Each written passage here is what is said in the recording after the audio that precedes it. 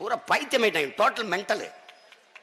ஒன்றும் பண்றதுக்கு இல்லை. ஒரு அம்மா அது பள்ளிக்கூடத்தில் ஆசிரியரா இருக்கு, தாமதமா வருது. அரசு பள்ளியில ஆசிரியர் தாமதமா வர்றாங்க. அந்த ஆசிரியை தலைமை ஆசிரியர் கேட்கிறாரு, ஏமா தாமதம்னு, ஏன் லேட் அப்படின்னு. பிள்ளைய பள்ளிக்கூடத்தில் விட்டு வந்தேங்கிறாங்க. உங்களுக்கு தெரியுமா இல்லையா? ஒரு மண்ணை வேட்டைக்கு போயிட்டு இருந்திருக்கான்.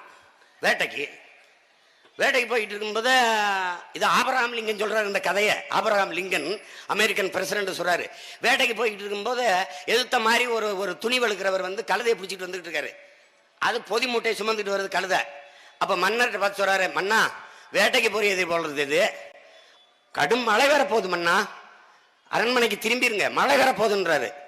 திருப்பி அமைச்சரெல்லாம் பார்க்குறாரு, அதே ஒரு பைத்தியம், உச்சி வெயில் மண்டையை பழக்குது, இவ்வளோ வெயில் அடிக்குது, மழை இங்கே வரப்போகுது, வாங்க போகலான்னு போயிட்டு இருக்காங்க. ஒரு 2 கிலோமீட்டர் போயிருப்பாரு, மழை வந்துருச்சு. திருப்பி அரண்மனைக்கு வந்துட்டு, எப்படி அவன் இவ்வளோ வெயில் கொளுத்தும்போது மழை வருதுன்னு எப்படி சொன்னா அவனை கூச்சுவா. அவன் வந்தோன்னே, மன்னா கூப்பிட்டீங்களா, அவ்வளோ வெயில் அடிக்கும்போது நீ சரியா மழை பெய்யும்னு எப்படி சொன்னான்னு. அது ஒன்றும் இல்லை மன்னரே, என்னுடைய கழுதை இருக்குல்ல, மழை வர மாதிரி இருந்தா காதை நல்லா அப்படி வரைச்சு தூக்கிரும், அதை பார்த்த உடனே நான் கண்டுபிடிச்சிருவேன் மழை வரப்போகுது. அப்படி துணியை உடனே எடுத்து கட்டிக்கிட்டு டக்குன்னு தூக்கிட்டு வந்துடுவேன். அப்படிதான் என் கழுதை காது நேரா நின்றுச்சுன்னா மழை வந்துரும்ட்டான். மன்னர் உடனே அமைச்சரை நீ சரி கிடையாது, நீ விலகு, கழுதை எண்ணெயிலிருந்து அமைச்சருன்ட்டான். ஆபிரகாம் லிங்கன் அதுல இல்ல சுவாரஸ்யம், அது இல்ல இன்ட்ரெஸ்டிங். அதுக்கப்புறம் என்ன சொல்றாரு, அந்த மன்னர் கழுதைக்கு பதவி கொடுத்த உடனே பல கழுதைகள் பதவிக்கு ஆசைப்பட்டு திரிதேங்கிறாரு. அதுதான் அங்க இருக்கிற ஹைலைட். ஒருவனுக்கு பாடுவதற்கு பிடிக்குது, பாடு, அதான் உனக்கு பாடம். எனக்கு ஆடுவதற்கு பிடிக்குது, ஆடு. எனக்கு ஓடுவதற்கு பிடிக்குது, ஓடு. மற்ற பாடங்கள் துணை பாடங்கள் தான். அறிவியல்ல தோத்துட்ட பாசு, புவியியல்ல தோத்துட்ட பாசு, ஆனா ஓடுறதுல தோத்துறக்கூடாது, சிறப்பா ஓடணும். ஏன்னா அது உனக்கு சிறப்பு கல்வி. இவ்வளவு பெரிய நாடு, 130 கோடி மக்கள், சமைக்காங்கிற நாடு வரைபடத்துல எங்க இருக்குன்னு தெரியாது. உலக வரைபடத்துல ஒரே ஒருத்தன் ஓடி உலகத்தின் உச்சிக்கு கொண்டு போய் சேர்த்தான் தன் தாய் நாட்டை, உசேன் போல்ட் என்கிற ஒருவன். 130 கோடி மக்கள்ல ஒரு உசேன் போல்ட்டை உருவாக்க முடியல. கொடுமை. அரும்பு மொட்டு மலர், நோ எல்கேஜி யூகேஜி தூக்கி போடுறாங்க. அரும்பு மொட்டு மலர். 3 வயசுல பிள்ளைய உள்ள கூப்பிடுவேன். என் குழந்தை எதையும் படிக்காது. பெற்றோரும் ஆசிரியரும் என் குழந்தைய படிக்கணும். அவனுக்கு என்ன பிடிக்குதுன்னு பார்க்கணும். அவன் எப்ப பார்த்தாலும் சாய் பிசை வச்சு ஓவியமா வரைஞ்சுக்கிட்டு இருக்கான், அவனுக்கு ஓவியம் பிடிக்குது. அப்ப 6 வயசுல ஒன்னா போய் சேர்ப்பேன். தென்கொரியா 8 வயசுல ஒன்னா போய் சேர்க்குது, நான் 6 வயசுல சேர்ப்பேன். சேர்க்கும்போது உனக்கு என்ன பிடிக்குது, 2 பேரும் ஒரே மாதிரி சான்றிதழ் தரணும் எனக்கு. ஆசிரியரும் பெற்றோரும், என் பிள்ளைக்கு ஓவியம் வரைய பிடிக்குது, ஓவியம் தான் அவனுக்கு கல்வி, வரையிடா. வரட்டும், ஒரு பிக்காசோ வரட்டும், ஒரு சிறந்த ஓவியம் ஒருத்தன் வரட்டும். அவன் எப்ப பார்த்தாலும் மியூசிக் போட்டுக்கிட்டே இருக்கான், வரட்டும். ஒரு பீத்தவன் வரட்டும், பால்மரியட் வரட்டும், ஒரு மொசாட் வரட்டும், நம்மள இளையராஜா 100 இளையராஜா வரட்டும், பல ஏஆர் ரஹ்மான் வரட்டும். என்ன கட்டு போச்சு அங்க பாரு. சூப்பர் சிங்கர்னு ஒன்று வைக்கிறான், பிள்ளைய படிக்க போகுதா இல்லையான்னு தெரியாது, பாடிக்கிட்டே இருக்குதுங்க, சிறப்பா பாடுது, உலகம்பரா போய் பாடுது, சம்பாதிக்குது. பாடுறது அந்த துறையில் எந்த துறையை தேர்வு செய்யறியோ அதுல நீ மேதையாயிரணும். இந்தி ஏன் படிச்சாயா, இந்தி ஏன் படிச்ச, ஐயா வடநாட்டுல வேலை, கிளம்பியா அங்க போய் பாரியா. அவன் இந்தியை படிச்சோம்லாம் என் வீட்டுல வந்து மேசை உடைச்சிருக்கான்டா பைத்தியக்காராடே, சோன் பப்படின்னு சொட்டு ஊத்துக்கிட்டு இருக்கான்டா, இங்க வந்து குல்ஃபி வித்துக்கிட்டு இருக்கான். சும்மா நம்பிடுறது, இந்தி படிச்சா வடநாட்டுல வேலை அப்படின்னு.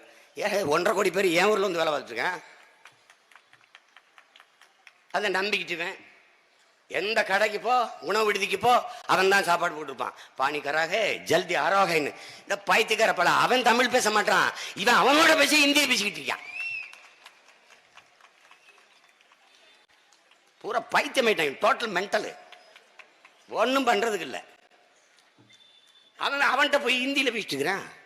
ஏன்டா தமிழன் காசு வேணும், தமிழ் வேணாமாடா, வேலை வேணா தமிழ் படிச்சுட்டு வரான், நீ வேலை வேணா இந்தி படிச்சுட்டு போறேங்கிற.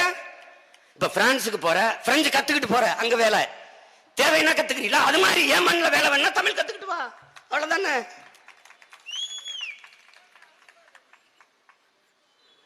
தமிழ்ல தான் பயிற்று மொழி இருக்கும். எந்நாட்டு அறிவியலை, எந்நாட்டு வரலாறு, எந்நாட்டு புவியியலை, எந்நாட்டு வேளாண்மையை எதுக்காக நீ இங்கிலீஷ்ல படிக்கிற சொல்லு? எதுக்காக படிக்கிற? வேளாண்மை எதுக்கு இங்கிலீஷ்ல படிக்கிற? தக்காளி எப்படி விளைய வைக்கிறதுன்னு ஆஸ்திரேலியா போய் நடப்புறியா? இல்ல கத்தரிக்காய் எங்க போய் விளைய வைக்கிற? அமெரிக்காவிலையா? எடா பைத்தியக்காரா, விருதுநகர்ல விவசாயம் பார்க்கறதுக்கு எதுக்குடா இங்கிலீஷ்ல விவசாயத்தை படிக்கணும்? எதுக்கு படிக்கணும்?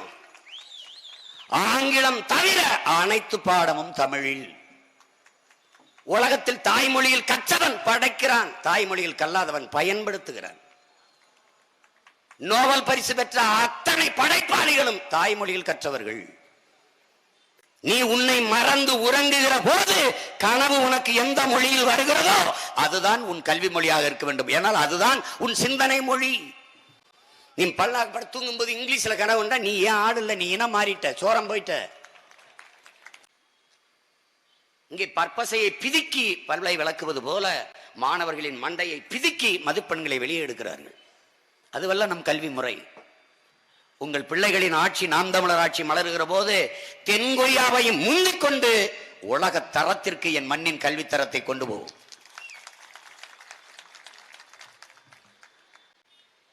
என்னை கேட்பாங்க, உங்க ஐயா அப்துல் கலாம் ஏன் இந்த மீனவர்களுக்காக போராட மாட்டாரு அப்படின்னு.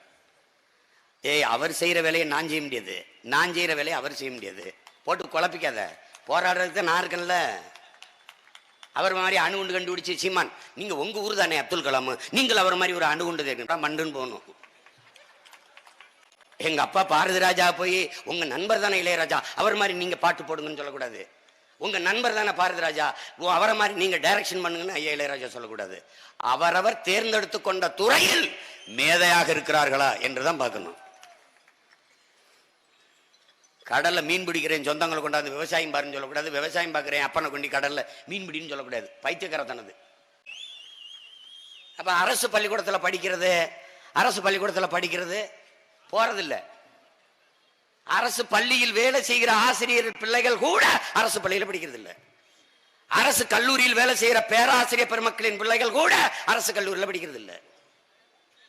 அம்மா அது பள்ளிக்கூடத்தில் ஆசிரியரா இருக்கு, தாமதமா வருது.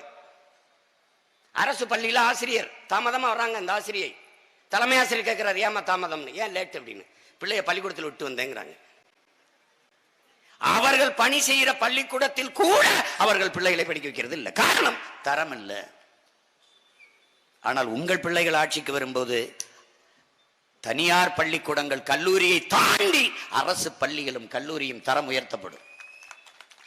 ஒரே ஒரு கேள்விதான் என் உடன் பிறந்தார்களே, 8 கோடி மக்களால் நிறுவப்படுகிற அரசுக்கு இல்லாத வலிமை தனி ஒரு மனிதனுக்கு வந்து விடுமா என்ன? ஏன்னா ஒரு ஆள் ஒத்த மனிதன் அவன் ஒரு முதலாளி கொடுக்கக்கூடிய கல்வியை இத்தனை கோடி மக்களால் நிறுவப்பட்ட அரசு கொடுக்க முடியாதா? முடியுமா? முடியாத. தலைகீழா மாத்திரும். அதான் சொல்றேன், புரட்சி என்பது தலைகீழ் மாற்றம். அரசு பள்ளி கல்லூரியில படிப்பதற்கு பெற்றோர்கள் பிள்ளைகளை படிக்க வைக்க விரும்புகிற மாதிரி சூழலை உருவாக்குவேன். என்ன பண்ணுவான் சீமான்? அரசு பள்ளி கல்லூரியில் படித்து வந்தவனுக்கு வேலையில் முன்னுரிமை சட்டம். அவனுக்கு கொடுத்துட்டு மிச்சம் இருந்தா உனக்கு தாரேன், அவ்வளவுதானே. தாய்மொழியில் கனவு வந்தால் நீ ஆளு, நீ தமிழ்ல படி. சச்சின் டெண்டுல்கர் படிச்சாரா, பந்து அடிச்சாரா? 10th தேர்வு எழுதல. உலக புகழ்பெற்ற விளையாட்டு வீரன், பொருளாதாரத்தில் மேம்பட்டுட்டான். அவனுக்கு கிரிக்கெட் தான் தெரியும், வேற எதுவுமே தெரியுது.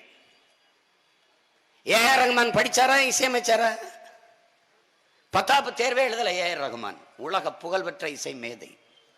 நம்முடைய ஐயா இளையராஜா என்ன படிச்சாரு? அவருக்கு இணையான இசை மேதை இன்னும் இந்த உலகத்துல பிறக்கல. எங்க ஐயா சிவாஜி கணேசன் என்ன படிச்சாரு? அவரை மிஞ்சிய நடிகன் இந்த உலக பந்திலே இன்னும் பிறக்கல. ஒரே ஆற்றல் தான், நடிப்பு அவ்வளவுதான். அவனை மிஞ்ச முடியல. இசை அவனை மிஞ்ச முடியல. விளையாட்டு அவனை மிஞ்ச முடியல. நீ அதை விட்டுட்டு அறிவியல் படி, புவியியல் படி, வரலாறு படி, எல்லாம் படி. இது ஒரு கொடுமை தான். இந்த கல்வி முறையை கிழிச்சு குப்பையில போட்டு தூக்கி தூர வச்சுட்டு மாத்திரம்